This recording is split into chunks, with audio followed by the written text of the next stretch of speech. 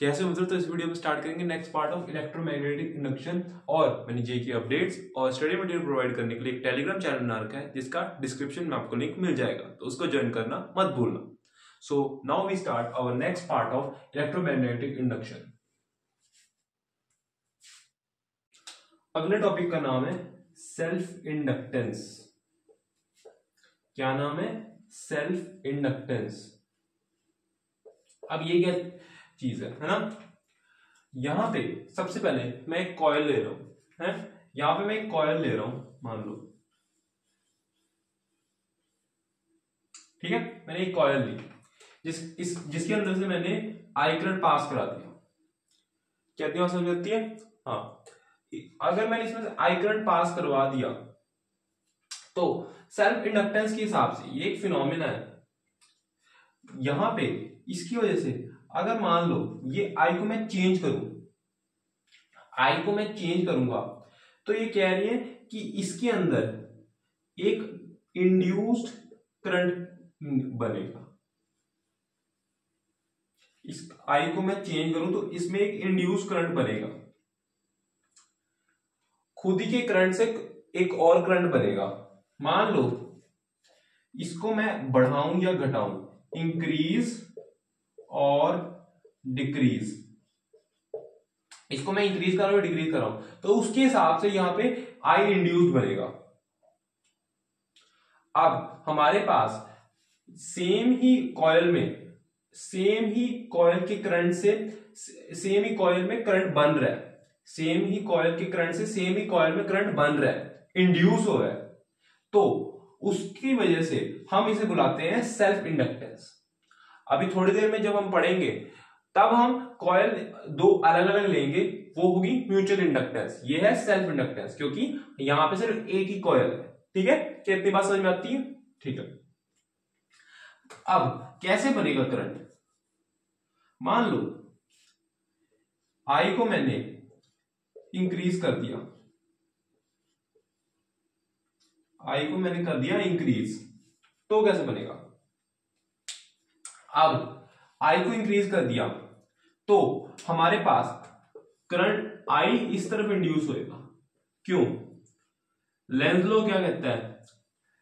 Lenz law कहता है कि हमारे पास जो करंट बनेगा वो इस तरह बनेगा कि जिसकी वजह से वो बना है उसको अपोज करे, है ना। अब ये आई इंड्यूस किसकी वजह से बना है? इस वाले करंट की वजह से, है ना, इस वाले करंट की वजह से बना है, तो इसको ये अपोज करने की कोशिश करेगा। ठीक है, दोबारा समझते हैं। हमारे पास लेंज लॉ कहता है कि जिसकी वजह से वो करंट बना है वो उसको अपोज करेगा, जिसकी वजह से करंट इंड्यूस हुआ है वो उसे अपोज करता है। करंट इस तरह बनता है कि जिसकी वजह से वो बना है वो उसे अपोज करे। यहां पे भी वैसा ही हो रहा है, आई इस तरफ जा रहा है और इसकी वजह से एक आई इंड्यूस बना है, तो वो इस तरह बनेगा कि ये इसको अपोज करे। अगर मान लो इसको मैं डिक्रीज कर देता हूं तो क्या होगा? इसको मैंने डिक्रीज किया, आई को मैंने डिक्रीज किया, तो अब हमारा जो आई इंड्यूस होगा वो इस तरफ बनेगा। आई डिक्रीज हो रहा है तो मैग्नेटिक फ्लक्स को ये बढ़ाने की कोशिश करेगा, तो आई को इस तरफ इंड्यूस होने पे मजबूर होगा, आई इस तरफ इंड्यूस होने पे मजबूर होगा। ठीक है, क्या इतनी बात समझ में आती है? अब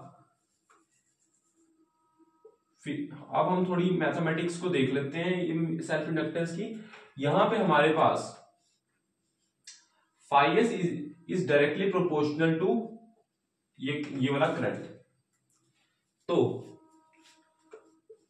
अब हमें पता है डायरेक्टली प्रोपोर्शनल का साइन हटाना है तो एक कांस्टेंट लगाना पड़ेगा, एल आई। एल है हमारा क्या?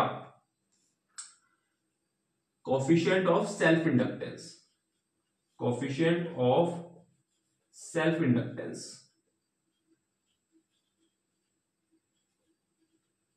ठीक है, ये है हमारा कोफिशिएंट ऑफ सेल्फ इंडक्टेंस।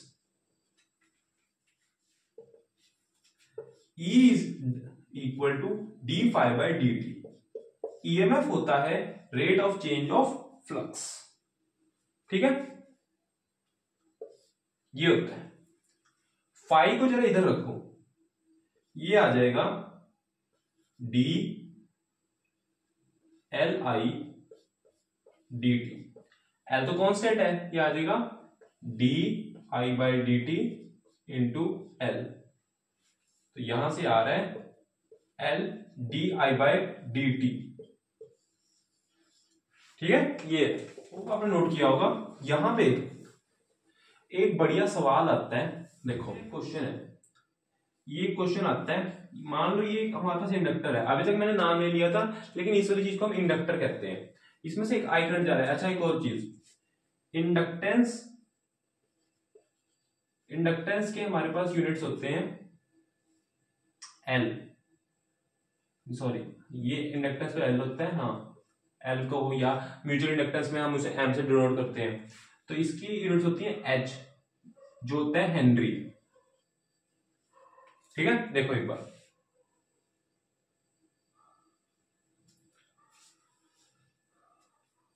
यहां पे, और इसके यूनिट्स होते हैं हेनरी। हाँ, मैं कह रहा था कि हमारे पास ये वेबर अपॉन एम्पियर भी होते हैं, एक, हाँ, क्योंकि हमारे पास phi is equals to L I होता है, और हमारे पास एल की वैल्यू आ जाएगी फाई अपॉन ए, ठीक है। हमारा क्वेश्चन था, हमारे पास अगर एल की वैल्यू मान लो 2h है, D I by D T मान लो 2 है, आई करंट जा रहा है, हमें बताना है फाइंड VA माइनस VB। इसको कैसे सॉल्व करते हैं, उसके लिए देखो मैं क्या करूंगा, मुझे इस इंडक्टर को अब मुझे इस इंडक्टर को बैटरी से रिप्लेस करना पड़ेगा। मुझे इस इंडक्टर को अब बैटरी से रिप्लेस करना पड़ेगा। कैसे करूंगा, देखो आई करंट जा रहा है, ये पॉजिटिव है, ये पॉजिटिव है, पॉजिटिव साइन हमें ये बता रहा है कि हमारा जो D I by D T यानी करंट, हमारा करंट टाइम के साथ बढ़ रहा है, हमारा करंट टाइम के साथ बढ़ रहा है। तो यहां पे हमारे पास अगर करंट टाइम के साथ बढ़ रहा है तो ईएमएफ इस तरह जनरेट होगी, यानी बैटरी इस तरह लगानी पड़ेगी कि हमारा जो करंट ये वाला है इसे अपोज हो, ये अपोज हो। तो मैं क्या कर रहा हूं, देखो इसको मैं रिप्लेस कर रहा हूं इस तरह की बैटरी के साथ। अगर मेरी बैटरी इस तरफ है, पॉजिटिव एंड इस तरफ है, तो हमारे पास ये करंट अपोज होएगा, ठीक है। ये ए एंड है, ये बी एंड है। मैं अब लगाने जा रहा हूं, अब मैं यहां पर केवीएल लगा रहा हूं, ठीक है, केवीएल लगा रहा हूं, VA minus L D I by D T, ये भी ईएमएफ है, इज इक्वल टू VB, ये लगा रहा हूं। D I by D T कितना है 2, VA माइनस एल की वैल्यू कितनी है 2, ये भी 2, VB, VA माइनस VB 4 आ गया। कितनी बात समझ में आती है। अगर मान लो इसी क्वेश्चन में, अगर मान लो मैं इसी क्वेश्चन में इसको मैं -2 दे देता हूं, इसकी भी मैं थोड़ी वैल्यू चेंज कर देता हूं। अब बता, अब क्या करेंगे, इस बार करंट हमारा डिक्रीज हो रहा है, इस बार हमारा जो करंट है, इस बार जो हमारा करंट है वो डिक्रीज हो रहा है। तो इस केस में क्या होगा, इस केस में मुझे इस तरह बैटरी को लगाना पड़ेगा, इस तरह बैटरी को लगाना पड़ेगा कि जो ये करंट डिक्रीज हो रहा है वो बढ़े, यानी कि इसी डायरेक्शन में हमारे पास करंट बनना चाहिए। तो हमारे पास बैटरी लगेगी कुछ इस तरह, ये यहां पे VA है, ये VB है ना, ये प्लस ये माइनस, तो हमारे यहां पे हमारे पास आ VA minus L D I by D T, VB, L की वैल्यू कितनी है 4, ये है -2 is equal to VB, VA minus VB आ गया V A minus V B आ गया हमारे पास 8 आ गया, एक मिनट, -8, ठीक है, -8 आ गया, एक बार देख लो। अब मैं मान लो करंट की डायरेक्शन चेंज कर देता हूं इसी वाले में। अब मैं करंट की डायरेक्शन चेंज करूं, ठीक है, इसमें मैं करंट की डायरेक्शन अब चेंज करने जा रहा हूं। इस तरफ करंट जा रहा है, यही सारी डेटा सारा यही है। अब क्या होएगा, आप देखो एक बार ट्राई करो आप खुद से, आपने एक बार खुद से जरूर ट्राई किया होगा। देखो क्या होएगा, करंट इस तरफ जा रहा है और करंट हमारा डिक्रीज हो रहा है, तो बैटरी बनेगी कुछ इस तरह, VA माइनस VB, ठीक है, VA माइनस VB। तो हमारे पास क्या होएगा एक बार देखो,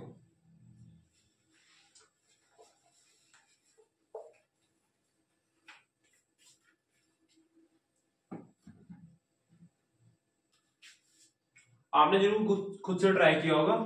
अब यहां पे हमारे पास देखो करंट डिक्रीज हो रहा है, करंट इस तरफ जा रहा है, तो क्या होएगा, बैटरी कुछ इस तरह लगेगी कि इस तरह जो करंट जा रहा है उसको बढ़ाने की कोशिश हो, तो ये आ जाएगा ऐसे, बैटरी इस तरफ लग जाएगी, करंट इस तरफ जा रहा है।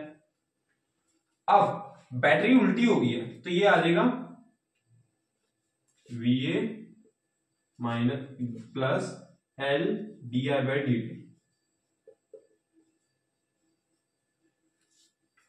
ठीक है, तो ये बन जाएगा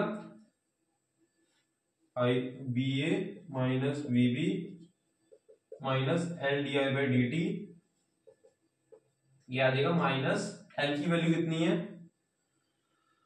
4 di/dt -2 8x, ठीक है, एक बार से नोट करो 8 वोल्ट्स। अगला टॉपिक जो मैं पढ़ाने जा रहा हूं उसका नाम है म्यूचुअल इंडक्टेंस। म्यूचुअल इंडक्टेंस, इसके अंदर क्या होएगा, एक हमारे पास ये वाली कॉइल है, ठीक है, इसमें से आई करंट निकल रहा है जिसको मैं कह रहा हूं प्राइमरी कॉइल, और एक कॉइल हमारे पास ये है, इसको तो दूर करता हूं,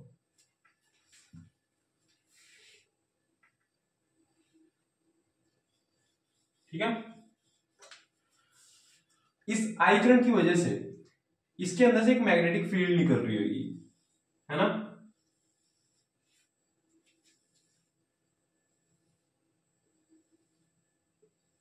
है ना, यहां पे एक मैग्नेटिक फील्ड निकल रही होगी, और वो इसके अंदर एक आई इंड्यूस करी होगी। अगर हमारा आई चेंजिंग है, ये अगर टाइम के साथ चेंज कर रहा है, तो इसके अंदर हमारे पास इसके अंदर एक आई इंड्यूस होएगा, ईएमएफ इंड्यूस होएगा, वो डिपेंड करेगा ये किस तरह चेंज हो रहा है, ये बढ़ रहा है घट रहा है। अगर मान लो हमारे पास ये जो इसमें जो आई है वो कर रहा है इंक्रीज, उसकी वैल्यू इंक्रीज कर रही है टाइम के साथ, तो इसके अंदर जो आई है वो कैसा बनेगा, हमारे पास आई इंक्रीज कर रहा है, मैग्नेटिक फील्ड मान लो ऐसे जा रही है, तो मैग्नेटिक फील्ड अगर ऐसे जा रही है तो इसमें से जो मैग्नेटिक फील्ड लाइंस है जो पास कर रही है वो जो आई इंड्यूस करेंगी वो इसे घटाने की कोशिश करेगी, तो आई हमारा इस तरफ बनेगा, आई हमारा इस तरफ इंड्यूस होगा। और अगर कम होएगा, आई डिक्रीज होएगा, तो आई इस तरफ बनेगा,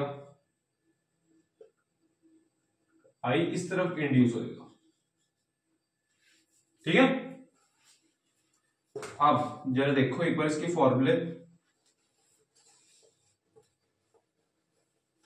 यहां पे हमारे पास मान लो अगर phi is directly proportional to क्या I, phi is directly proportional to I, तो यहां पे मैं लिख रहा हूं phi is to M I, और हमारे पास ईएमएफ जो होगा वो होगा D phi by D T, ये आ जाएगा D M I upon D T M D I by D T. ठीक है, ये होगा। एक बार से देखो इस पे क्वेश्चन कैसे बनता है।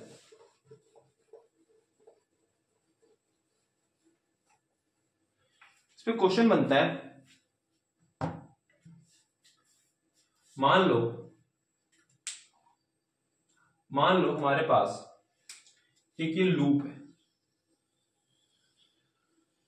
जिसमें से आई करंट पास कर रहा है, इसमें ये एक लूप है जिसमें से आई करंट पास कर रहा है, इसके अंदर मैंने एक और लूप रख दी, इसमें कुछ नहीं है ऐसा, आई करंट पास कर रहा है, ये हमारे पास एक लूप है। आप देखो आई ऐसे कर रहा है तो कहीं ना कहीं मैग्नेटिक फील्ड ऐसे बन रही होगी, तो मैग्नेटिक फील्ड कहीं ना कहीं ये ऐसे जा रहा है तो अंदर की तरफ ऐसे होगी, और नहीं हाँ अंदर की यहां से बाहर की तरफ आ रही होगी, यहाँ पे अंदर की तरफ जा रही होगी, है ना, यहाँ पे ऐसा होगा, तो यहाँ पे सारी जगह मैग्नेटिक फील्ड होगी, है ना, तो इसमें से भी निकल रही होगी, और वो मान लो आई को मैं इंक्रीज कर रहा हूं। इस क्वेश्चन में से इंक्रीज डिक्रीज की जरूरत नहीं है, बस मैं दिखाने के लिए किस डायरेक्शन में करंट बनेगा वो बता रहा हूं। आई अगर इस तरफ जा रहा है, मान लो आई इंक्रीज कर रहा है, आई बाहर की तरफ यहां पे आ रहा है, आई बाहर की तरफ आ रहा है, आई इंक्रीज कर रहा है, तो करंट इस तरह बनेगा कि आई कम हो, करंट इस तरह बनेगा, ये मैग्नेटिक फील्ड लाइन फ्लक्स जो इसमें से पास हो रही है वो कम हो, तो उसके लिए क्या होगा, मैग्नेटिक फ्लक्स बाहर की तरफ आ रही है तो इस तरह आई बने कि ये मैग्नेटिक फ्लक्स कम हुए, तो अंदर की तरफ मैं मैग्नेटिक फ्लक्स को रख रहा हूं, तो यानी हमारा करंट इस तरफ बनेगा। ठीक है, ऐसे बनेगा, इसमें जो करंट बन रहा है वो इस तरफ बन रहा है, लेकिन क्वेश्चन ये नहीं है, क्वेश्चन है ये ए है, ये मान लो बी है, find flux through inner loop.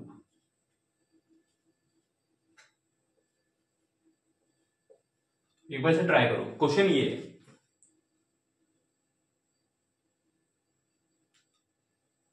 Hope आपने ट्राई किया होगा। सबसे पहले फाई का फॉर्मूला हमारे पे होता है phi is equal to B A. ठीक है, phi is equal to B A होता है।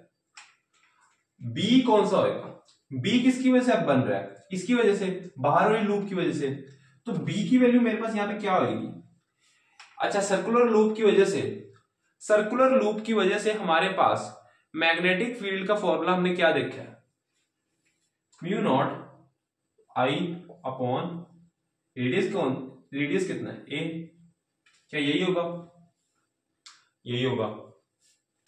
ये एरिया किसका है, किसी ने मुझसे पूछा ये एरिया लेकिन किस चीज का है, मैंने फिर उससे कहा हम फाई किसका निकाल रहे हैं, इनर लूप का, तो एरिया भी उसका ही होगा। लेकिन फिर मैंने बी इसका क्यों लिया, क्योंकि इसके पास अपना कोई बी नहीं है, ये इस यहां पे इसमें जो करंट पास कर रहा है बाहर वाली लूप की वजह से, उसकी वजह से जो मैग्नेटिक फील्ड बन रही है उसी की वजह से इसके अंदर भी करंट इंड्यूस हो रहा है। मैंने अब यहां पे हमारे पास फाई हो जाएगा mu not I upon 2a, और एरिया क्या होएगा, एरिया की वैल्यू होगी पाई बी स्क्वेयर।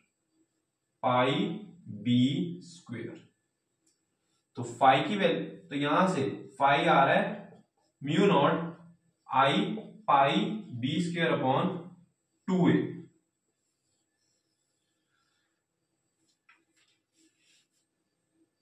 अब यहां से कोई मुझसे ये भी पूछ सकता है, अच्छा ठीक है ये फाई ये आ गया, अब ये किस चीज का क्वेश्चन है, म्यूचुअल इंडक्टेंस का। मैंने कहा हाँ म्यूचुअल इंडक्टेंस का क्वेश्चन है, तो मुझसे मुझसे कहा गया कि इसमें जरा m निकालो। मैंने कहा लो अभी निकाल देता हूं। ये देखो आई को जरा बाहर लो, म्यू नॉट पाई बी स्क्वायर अपॉन ये a है 2a आई। अब मैंने कहा इसको जरा phi is equal to M I से कंपेयर करो। मिल गया जवाब, एम आ रहा है हमारा म्यू नॉट पाई बी स्क्वायर अपॉन 2a। क्या इतनी बात क्लियर है? होप क्लियर होगी। अब इस पे एक और क्वेश्चन देखते हैं।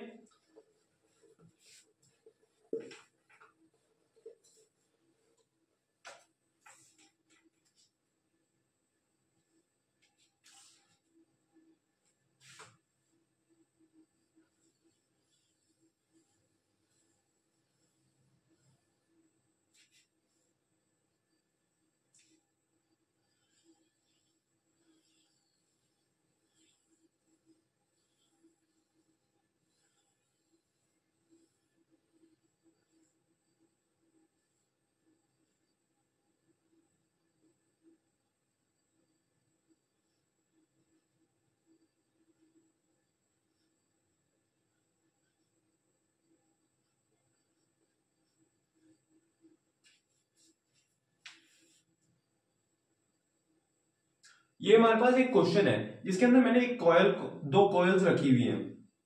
एक अंदर वाली जो कॉयल है उसका रेडियस कम है जिसकी वैल्यू है R2 और N2 टर्न्स है, और यहाँ पे N1 टर्न्स है और R1 रेडियस है। ठीक है, एक बार देखो हमारे पास फाई की वैल्यू अगर निकालनी है, अब देखो इसमें से मान लो मैंने करंट I पास करवाया, अंदर वाली में से मैं करंट I पास नहीं करवा सकता। उसका रीजन है, देखो करंट I पास करवाऊंगा, हो सकता है जो हमने सॉलिनॉइड में देखा था कि हमारे पास सॉलिनॉइड के एकदम बाहर हमारे पास जस्ट बाहर मैग्नेटिक फील्ड की वैल्यू 0 होती है। तो हो सकता है मैग्नेटिक फील्ड लाइंस दूर से निकले, बाहर वाली हमारे पास सॉलिनॉइड में से या कॉइल में से या को इंडक्टर में से हमारे पास निकले ही ना, तो यहाँ पे करंट इंड्यूस होएगा ही नहीं। इसलिए हम बाहर वाली बाहर वाली कॉइल में करंट डाल रहे हैं। ठीक है, बाहरी कॉइल में से करंट पास करवा रहे हैं।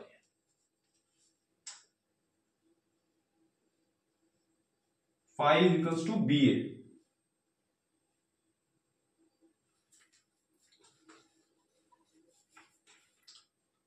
अब इस क्वेश्चन में हमें दे रखा है दो हमारे पास कॉइल्स हैं, एक का रेडियस है R1 N1 इसके टर्न्स है, और एक का छोटा रेडियस है तो ये होगा N2 R2। जो हमारे पास अंदर जो कम रेडियस वाली कॉइल है उसमें करंट इंड्यूस हो रहा है, और बाहर वाली में से हमने करंट पास करवाया। अगर अंदर वाली में से मैं करंट पास करवाता तो बाहर वाली में हो सकता है करंट इंड्यूस होता ना। क्यों? क्योंकि सोलेनॉइड के एकदम बाहर हमने पढ़ा था, सोलेनॉइड के एकदम बाहर करंट मैग्नेटिक फील्ड वैल्यू होती है 0। तो हो सकता है मैग्नेटिक फील्ड लाइन दूर से निकले, इसमें से निकले ही ना, तो करंट इंड्यूस होएगा ही, इसलिए हमने बाहर वाली मिस करवाया। तो फाई की वैल्यू होती है बी ए, मैग्नेटिक फील्ड आ रही है इस वजह से, तो इसकी वैल्यू होगी म्यू नॉट N1 I। अच्छा, यहां पे मैं फाई किसका ले रहा हूं, एक मिनट बताओ जरा, पहले ये बताओ। फाई में इसमें से देख रहा हूं ना, तो ये आएगा यहां पे साथ में N2 भी आएगा, यहां पे साथ में N2 भी आएगा, N2 भी है। तो अब मैं बी की वैल्यू रख रहा हूं म्यू नॉट N1 I। ए किसका आएगा, हम किसमें से किसका फाई देख रहे हैं, तो ये आएगा पाई R2 स्क्वायर, क्योंकि मैं अंदर वाली का फाई देख रहा हूं, तो ये आ जाएगा पाई R2 स्क्वायर साथ में N2। तो ये आंसर आ रहा है म्यू नॉट N1 N2 पाई 2 स्क्वायर आई, ये आ गई फाई की वैल्यू, और यहां से ये वैल्यू आ गई एम की वैल्यू आ रही है म्यू नॉट n1 n2 पाई r2 स्क्वायर,